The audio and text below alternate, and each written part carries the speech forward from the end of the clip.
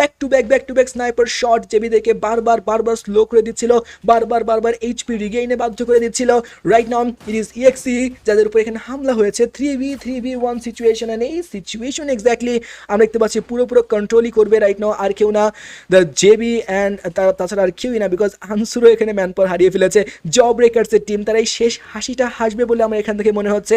Now it's a 4v2 and পুরো কিন্তু এখান থেকে জেবির কাছে advantage. Job breakers all the way তারা এখানে অ্যাভেলেবল, জব ব্রেকার্সের উপরে এখানে আপাতত কোনো কথা চলবে না বললেই মনে হচ্ছে। আনসুয়ের টিম চেষ্টা ভালো করেছিল, আর্লি তারা এখানে হিট করেছিল, ইভেন দো জব ব্রেকার্সের কাউন্টার ব্যাক স্কালের মাধ্যমে পুরোপুরি এক্সপোজ হয়ে যাবে team আনসো।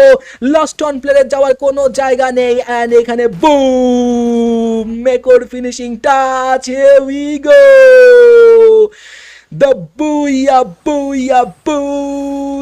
completed by none other than the Jawbreakers.